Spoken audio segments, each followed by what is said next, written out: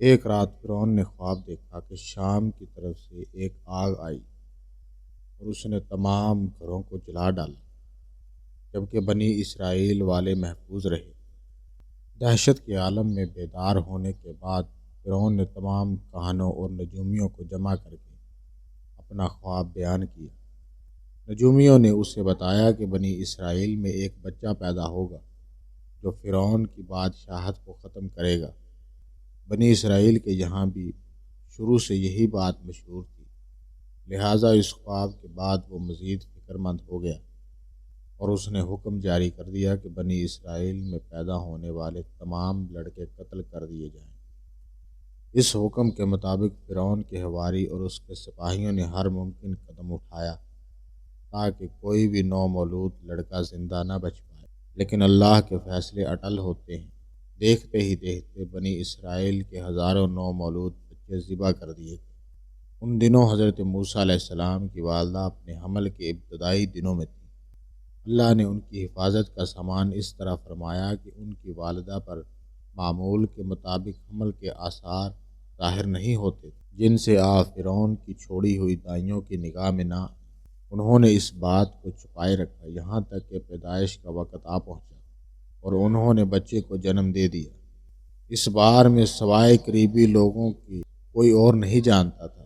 نجومیوں نے فرعون کو اطلاع دی کہ بچہ پیدا ہو چکا ہے۔ اس اطلاع نے فرعون کو بدحواس کر دیا اور اس کے سپاہیوں نے گھر گھر تلاشی شروع کر دی۔ حضرت موسیٰ علیہ السلام کی والدہ پریشان تھی۔ 3 مہینوں تک تو انہوں نے بچے کو چھپائے رکھا، لیکن زیادہ عرصہ تک شاہی جاسوسوں کی نظر سے چھپانا ناممکن تھا۔ پھر بھی وہ اپنی پوری کوشش کرتی رہیں، یہاں تک کہ ان کے پاس اللہ کا حکم آ گیا۔ یہ حکم ان کے دل میں ڈالا گیا تھا۔ حضرت موسیٰ علیہ السلام کی والدہ کے دل میں خیال آیا کہ تابوت کی طرح ایک صندوق بنایا جائے اور اس بچے کو اس صندوق میں رکھ دیا جائے، نیل کے بہاؤ پر چھوڑ دیا جائے۔ حضرت موسیٰ علیہ السلام کی ماں نے اللہ کے حکم کے مطابق بچے کو صندوق میں رکھا اور دریا میں چھوڑ دیا۔ ساتھ ہی موسیٰ علیہ السلام کی بہن سے کہا کہ تم اس کے پیچھے پیچھے چلتی رہو۔ لہٰذا وہ دریائے نیل کی موجوں میں چلے اور ان کی بہن کنارے کنارے چلی۔ صندوق بہتا ہوا محل کے تالاب میں پہنچ گیا۔ وہاں فرعون کی بیوی اور خادمائیں لطف اندوز ہو رہی تھی کہ صندوق پر ملکہ کی نظر پڑی۔ اس نے کنیزوں کو حکم دیا کہ صندوق کو تالاب سے نکال لاؤ۔ جب صندوق کھولا گیا تو اس میں ایک حسین اور تندرست بچہ آرام سے لیٹا ہوا تھا۔ ملکہ بہت خوش ہوئی، اس کی آنکھوں میں ممتا اتر آئی۔ شفقت اور محبت سے بچے کو گود میں لے لیا۔ ملکہ نے سوچا کہ اس بچے کو بیٹا بنا کر پالنا چاہیے۔ محل میں کسی نے خدشہ ظاہر کیا کہ یہ بچہ بادشاہ کی سلطنت کو ختم کرنے کا سبب بھی بن سکتا ہے۔ فرعون کے دل میں بھی یہی خیال آیا کہ کہیں یہ بچہ بنی اسرائیل کا وہی لڑکا تو نہیں جس کے بارے میں نجومیوں نے پیشن گوئی کی تھی۔ لیکن فرعون کی بیوی نے کہا کہ یہ بھی تو ہو سکتا ہے کہ یہ بچہ ہماری آنکھوں کی ٹھنڈک بنے، یعنی ہم اس کو اپنا بیٹا بنا لیں۔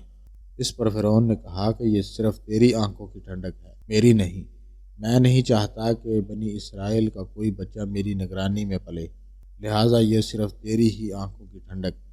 حضرت ابن عباس رضی اللہ تعالیٰ عنہ فرماتے ہیں کہ اگر فرعون یہ بات کہہ دیتا کہ یہ میری بھی آنکھوں کی ٹھنڈک ہے تو اللہ تعالیٰ اسے بھی ہدایت دے دیتا۔ ملکہ نے اس بچے کا نام موسیٰ رکھا، جس کے معنی ہے وہ شخص جو پانی سے نکالا گیا ہو۔ بچے کو جب محل میں لے جایا گیا تو اس نے دودھ کے لیے رونا شروع کر دیا۔ بچے کے پاس دودھ پلانے والی دائیاں لائی گئیں، لیکن بچے نے کسی عورت کا دودھ نہیں پیا۔ جو عورت بھی آپ کو دودھ پلانے کی کوشش کرتی تھی ناکام ہو جاتی تھی۔ ادھر موسیٰ علیہ السلام کی بہن دور کھڑی یہ سب دیکھ رہی تھی۔ موسیٰ علیہ السلام کی بہن نے فرعون کی بیوی سے کہا کہ میں تمہیں ایسا گھر نہ بتاؤں جو اس بچے کی تمہارے لیے پرورش کرے اور اس بچے کی خیر خواہ ہو، اس لیے کہ وہ ایک غریب گھرانہ سے ہے۔ جب انہیں معلوم ہوگا کہ یہ بچہ فرعون کے گھر سے آیا ہے تو انہیں انعام و اکرام ملنے کی امید رہے گی۔ اس گھر میں نیک سیرت خاتون ہے، وہ اس بچے کو باخوشی دودھ پلانے کے لیے قبول کر لے گی۔ فرعون کی بیوی نے کہا چلو ٹھیک ہے، لہٰذا آپ کی بہن انہیں گھر لے کر آئی۔ محترمہ نے بچے کو دودھ پلایا آپ نے فوراً دودھ پینا شروع کر دیا۔ اب چونکہ بچے نے کسی اور کا دودھ پینا قبول نہیں کیا تھا، اس لیے وہ خود بچے کو لے کر آتے۔ اس طرح موسیٰ علیہ السلام کی والدہ کا بے حد احترام ہونے لگا۔ یوں حضرت موسیٰ علیہ السلام شاہی محل میں پرورش پا کر جوان اور توانا ہو گئے، لہذا اللہ نے آپ کو نبوت کے منصب پر فائز کیا۔ آپ نے بنی اسرائیل کو فرعون سے نجات دلائی اور مصر سے نکل گئے۔ فرعون بنی اسرائیل کو ختم کرنے کے لیے لشکر لے کر روانہ ہوا۔ جب بنی اسرائیل بحر احمر کے قریب پہنچے تو اللہ تعالیٰ نے ان کے لیے دریا کے بیچ راستہ کھول دیا۔ یہ وہی موقع تھا جب فرعون کا وہ خواب پورا ہونے والا تھا، جب اس کی بادشاہت اور لاؤ لشکر تباہ و برباد ہونے والا تھا۔ بنی اسرائیل تو سمندر پار کر کے چلے گئے، مگر جب فرعون اپنے لشکر سمیت ان کے پیچھے آیا تو سمندر کا راستہ بند ہو گیا اور وہ اپنے لشکر سمیت سمندر میں غرق ہو گیا۔